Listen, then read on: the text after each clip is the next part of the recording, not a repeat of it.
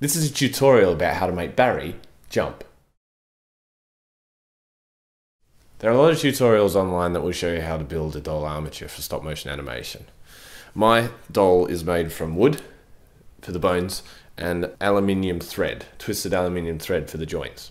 Now when I made him, I also put T-nuts into the feet so that he could be fastened to the floor for walking scenes. But then I found that his ankles and his knees were far too weak.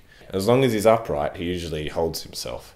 But as soon as he leans back too far or strides too far forward in a walking scene, it's hard to keep him in the position that you need for the still photograph.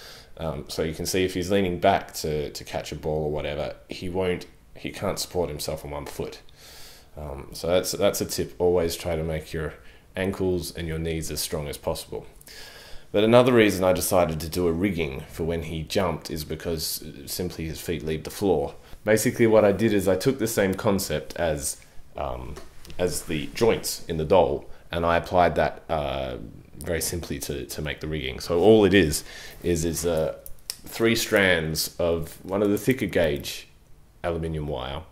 Now when I say strand, I actually mean 2 bits of wire twisted together. You can use a drill to do this. You put one end in the drill and you hold onto the other end with a pair of pliers and let it twist. So I've basically got 3 very long strands of the aluminium wire connected to one bolt at the top. Now this bolt needs a place where it can bolt into Barry. If you have a look at these images of the early armatures of Barry, you can see that he has a rather large shoulder blade. So what I did is I glued a T-nut flat onto that shoulder blade, so then he has a thread in his back that the bolt can connect to. So once you've got Barry in there, you can see that he's just held from the back, and the 3 wire strands are enough to hold him quite well. And then you can move him however you want. And I actually found this an easier way to animate than using the feet, because I had control over his whole body, and then his feet and arms could do whatever they want. So you've got Barry on one end, and then the next step is just to connect the base to a board. You can see from this picture how I did it in my animation. I basically just fastened it to the board using 3 wing nuts and bolts into a board of wood. So now I've shown you the real world side of things, I can show you what you need to do when you're in After Effects.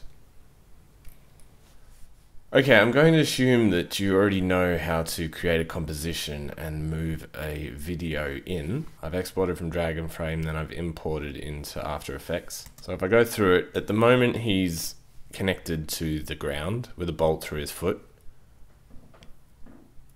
If I scroll through, and you use command arrow keys to scroll, he's still connected into the ground here, and at this point I've connected the rigging to his back. But he is still also connected to the ground with his foot up until this point, or the next frame, he's entirely supported by the rigging. And he continues going up, catches a ball and comes down. Then after he lands, I take the rigging away and he's just connected with the foot. Firstly, we need to get rid of the green. So you can do this by key light effect. I'm not going to go into great detail about keying, I'm just going to show you very quickly.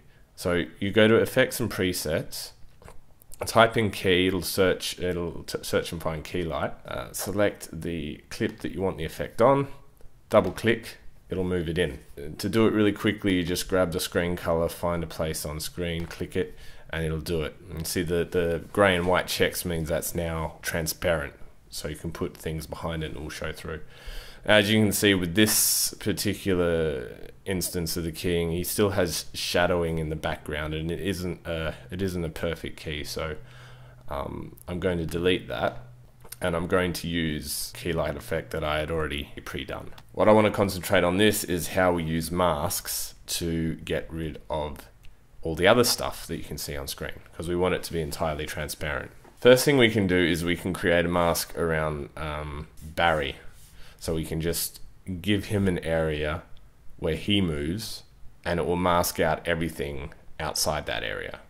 To create a mask, all you have to do is make sure you have your layer selected, and then you can select a shape or use a pen tool. I'm going to select rectangle, so I just draw the rectangle.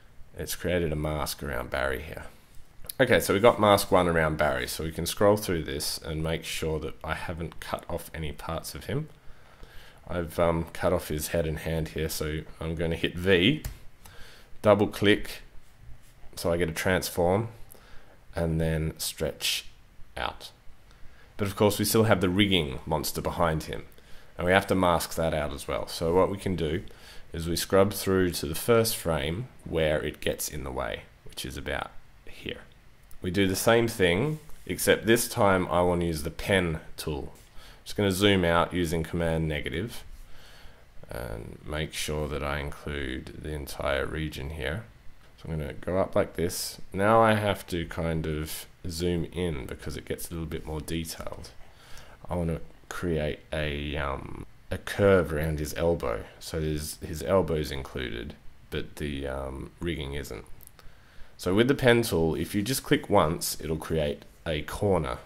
But if you want to create a bend, press and hold and drag, and then we get this ability to make a bend. I'm going to do the same here, and then you can use these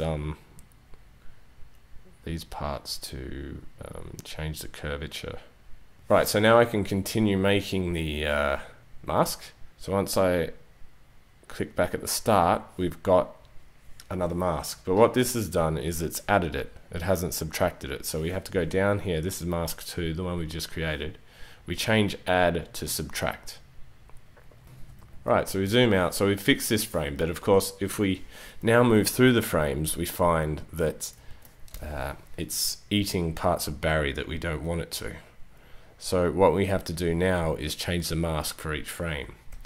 So we go back to the first frame, and the way we do this is we enable keyframes for the mask path. So you select the mask that you want to animate, select mask path, hit the animate button. So now you can see it's created a keyframe here, which means that that specific path is now associated with that specific frame. So what we can do is we can move to the next frame, and now we can modify the path so that it suits. So if you select this mask and drag it, it won't drag the individual vectors, it'll actually drag the whole thing, which we don't want to do. So what I need to do is I have to select the layer. And once I do that, I'm no longer selecting the mask, and the transform is not on the entire mask path, it's actually just on the individual elements. So now I can grab this and move it to where I want. So I get a good mask for this frame. And when I start doing the modifications, it will automatically generate a keyframe for me. So I go back, forward, and it's moved. So I can do the same thing for the next frame. Grab the part I want to move it here. Command Shift H so I can have a good look. No, that doesn't look good, so I have to move this out a bit more. Command Shift H again. That's looking better. And then you can basically repeat this process for each frame. Now you see here, sometimes you might actually want to add, because I don't think I can make a good mask here with just 2 vectors. So if you want to add to the line, you click the pen tool, you hover over the line, you'll see that little plus appears. That means you can click it and it'll insert a new vector for you there. I press V again to select, and I can move it where I want. Now what's happened here is I've actually got a little bit of shadow from the green screen. Hasn't worked very well. So I'm going to use this vertex here to surround his heel, but it's a square. So what you can do to convert it is you hold down the pen tool, convert vertex, hold and drag, and then you'll get a curved vertex instead. Press V again to select and move it where you want. Now just see, we've got a second frame here where I actually don't need to move the mask, but in the frame after I actually do. Now I'm telling you this because if I make a move to the mask here, after having skipped the frame, After Effects will automatically put motion between those 2 keyframes. So an easy way to combat this is you just select the one that you want duplicated, Command C, next frame, Command V, and now it will hold that original keyframe and not move until the 3rd. After I did that, copying and pasting the keyframe, I had to select the layer again so that I could edit the vertices manually. Now you see we get to a point here where the rigging is removed, and then he continues to move back. So what we want to do at this point is turn the mask off. So what we can do is we can use the mask opacity for that. And we have to keyframe it. So we find the place where, the last place where we want it to be visible, we put in a keyframe. This will put a keyframe at 100% opacity. Move to where we want it to stop working, put in another keyframe, and we move it down to 0. Now you can see that this mask isn't doing anything anymore.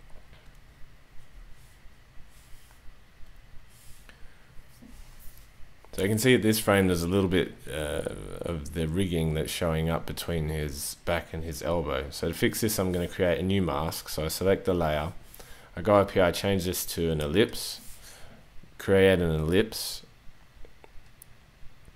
change it to subtract, and now that has taken that out.